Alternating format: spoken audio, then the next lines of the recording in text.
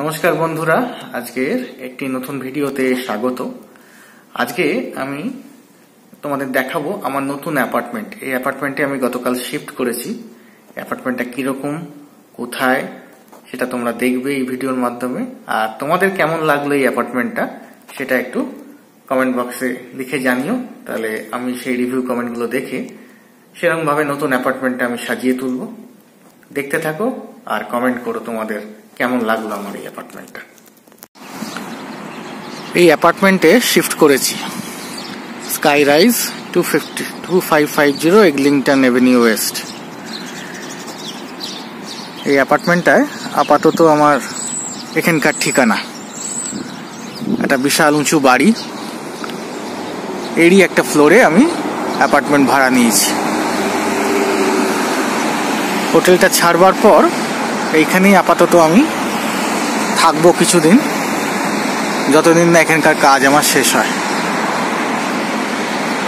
Overall অ্যাপার্টমেন্টটা বেশ ভালো। এর পাশেও একটা বড় অ্যাপার্টমেন্ট আছে, এছাড়াও অনেকগুলো অ্যাপার্টমেন্ট পাশাপাশি আছে। এই জায়গাটা মিসেসাগার এরিন মিলস টাউন সেন্টারের কাছে, মানে এরিন মিলস মল যেই জায়গাটা তার কাছে। সামনেই রাস্তা, আর রাস্তার পাশে আমার এই অ্যাপার্টমেন্ট। কমিউনিকেশনের দিক থেকে বেশ ভালোই হবে।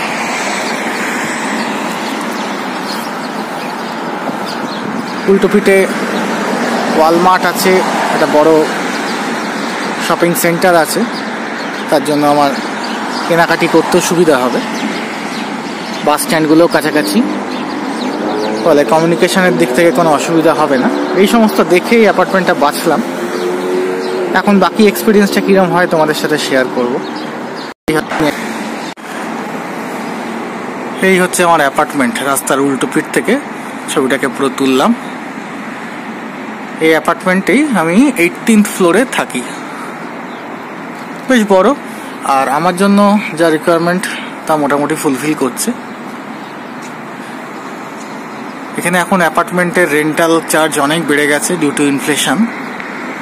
সেগুলোকে ম্যানেজ করে মোটামুটি একটা অ্যাপার্টমেন্ট যেটা আমার পারপাসটাকে সার্ভ করবে সেরকম একটা অ্যাপার্টমেন্টকে আমি বেছে নিয়েছি। আপাতত হয়তো ভালোই কাটবে এখানে। এবার তোমাদের আমার অ্যাপার্টমেন্টের ভেতরটা, রুমের ভেতরটা একটু দেখাবো। নতুন যে অ্যাপার্টমেন্টটা শিফট করেছি, বাইরে থেকে তো তোমাদের দেখালাম। এবার ঘরের ভেতরটা কি কি আছে, সেই অ্যারেঞ্জমেন্টসটা কিরকম সেইটা একটু তোমাদের দেখাবো। এখানেই আমি আপাতত কিছুদিন থাকবো, দেখো আমার সাথে। এটা মেন দরজা, বাইরে থেকে ঢুকে এই দরজা খুলে রুমের মধ্যে ঢুকতে হয়। রুমের পাশে একটা স্টোরেজ মতো ক্লোজেট, এখানে একটা ইন্টারনেটের কানেকশন নিয়েছি, তার মোডেমটা আছে। এটা একটা স্লাইডিং ডোর, এটা দিয়ে পুরো ব্যাপারটা ক্লোজেটটা কভার করে রাখা যায়। এখানে কিছু জিনিসপত্র রাখতে পারি, হ্যাঙ্গার্স টাঙিয়ে কিছু জামা কাপড়ও রাখতে পারি। এখানে একটা তাকও আছে। এর পাশেই হচ্ছে এখানে ওয়াশিং মেশিনের একটা অ্যারেঞ্জমেন্টস, ওয়াশার আর ড্রায়ার দুটোই এখানে এরা প্রোভাইড করেছে। নিচেরটা হচ্ছে ওয়াশার, যেখানে জামা কাপড় কাচতে পারবো, আর ওপরেরটা হচ্ছে ড্রায়ার, যেখানে কাচবার পর শুকিয়ে দিতে পারবো। এটা দুটো ইউনিট আলাদা আলাদা, ওয়াশিং অ্যান্ড ড্রাইংটা। এরকমই অ্যারেঞ্জমেন্টস এখানে। এরপর আমার এটা কিচেন। আলাদা করে কোনো রান্নাঘর নেই বা কিচেন নেই, এটা একটা ওপেন কিচেন। সেখানে সমস্ত কিছু এখানে করা যায়। একটা ওভেন আছে, বড় ওভেন, নিচটা বেক করা যাবে। আর ওপরটা হচ্ছে টপ, মানে এখানে এগুলোকে হব বলে। ইন্ডাকশনের মতো একটা ওভেন, এখানে খাবার রান্না করা যাবে। আর নিচেরটা হচ্ছে বেক ওভেন, কিছু বেক করতে গেলে বা পিজা টিজা করতে গেলে বা কোনো ননভেজ আইটেম বেক করতে গেলে এটা সেটা নিচেরটা। পাশে একটা ডিশ ওয়াশার আছে, ডিশ ওয়াশারে এই ডিশগুলো পরিষ্কার করে নেওয়া যাবে। এইরকম অ্যারেঞ্জমেন্টস ডিশ ওয়াশার। এখানে আমার কিছু জিনিসপত্র সাজিয়ে রেখেছি, রান্না বান্না করা শুরু করেছি। এটা একটা মাইক্রোওয়েভ, বড় মাইক্রোওয়েভ আছে, আর অনেকগুলো কাবার্ড আছে ওপরে, যেখানে আমি আমার জিনিসপত্রগুলো রাখতে পারি। এছাড়া এখানে একটা ডবল ডোরের বড় ফ্রিজ আছে, এই ফ্রিজে জিনিসপত্র রাখা যায়। এখানে একটা টেবিল কাম স্ল্যাব দিয়েছে, এখানে আমি অ্যাজ এ টেবিল হিসাবে, এটাকে ডাইনিং টেবিল হিসাবে ইউজ করতে পারি। আমি প্রধানত তাই করছি। এখানে একটা চেয়ার জোগাড় করে নিয়েছি, সেই চেয়ারে বসে আমি এখানে খাওয়া দাওয়া করি। এছাড়া কিছু রান্না বান্না করার সময় কিছু এটাকে, এই স্ল্যাবটাকে ইউজও করা যায় কোনো কিছু কাটতে বা কোনো কিছু খাবার রাখতে। এর পাশে এই জায়গাটা হচ্ছে হল, ছোট্ট হল। সেই হলের মধ্যে আমি আমার ছোট্ট একটা ওয়ার্ক স্টেশন বানিয়েছি, বাড়ি থেকে কাজ করা যায়। এখানে আমার কম্পিউটার দিয়ে কাজ করি।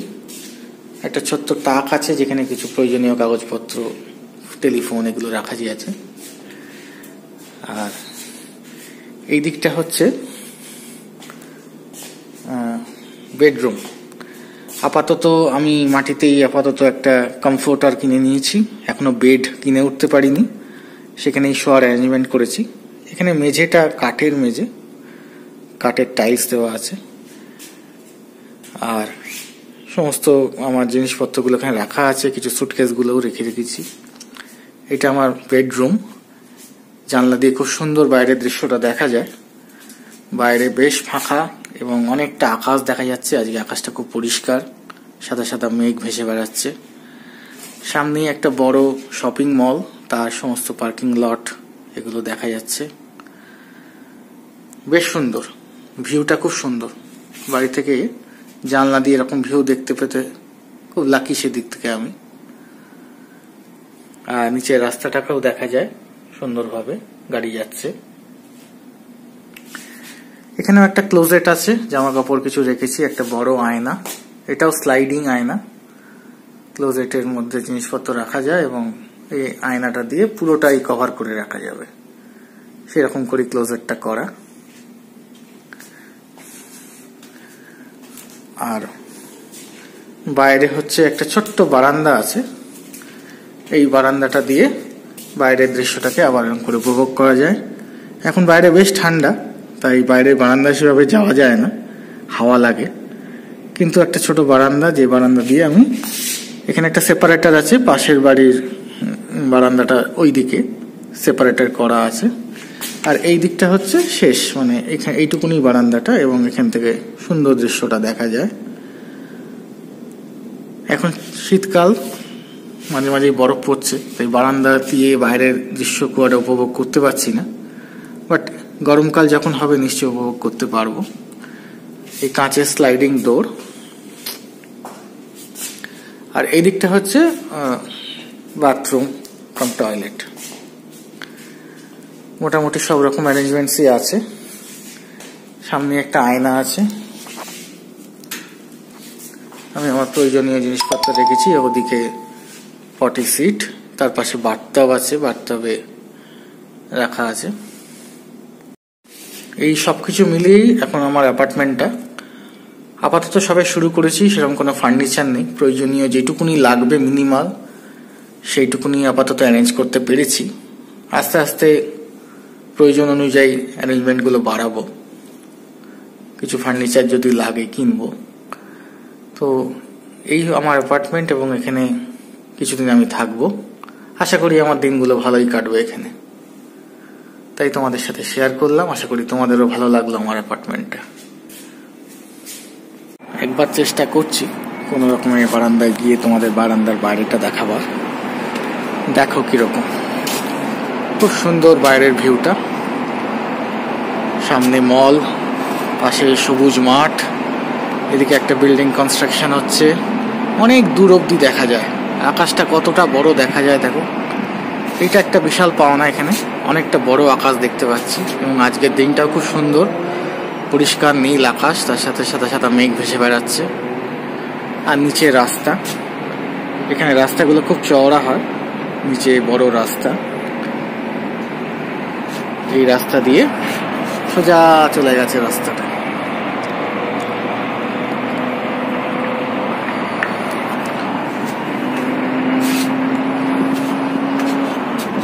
ঠান্ডা হাওয়া, তাই বেশিক্ষণ বাইরে থাকা যাচ্ছে না।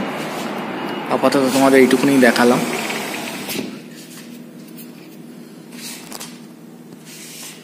তো আমার অ্যাপার্টমেন্টটা তোমাদের কেমন লাগলো এটা কমেন্ট করে জানিও। আশা করি ভালোই লেগেছে। আর আজকের এই ব্লগটা আমি এখানেই শেষ করছি। আবার একটা নতুন ব্লগ নিয়ে কানাডার নতুন অভিজ্ঞতা তোমার সাথে শেয়ার করব। এখন বাইরে খুব ঠান্ডা, মাঝে মাঝে বরফ পড়ছে, এইসব ব্যাপারগুলো তোমাদের শেয়ার করব। আমিও খুব এক্সাইটেড, এইসবগুলো এখানে এক্সপিরিয়েন্স করছি এখন। এইগুলো তোমাদের সাথে শেয়ার করব। আগামী ব্লগগুলো দেখতে থেকো, তোমাদেরও ভালো লাগবে, তাহলে ভালোই হবে। আজকের মতো টাটা।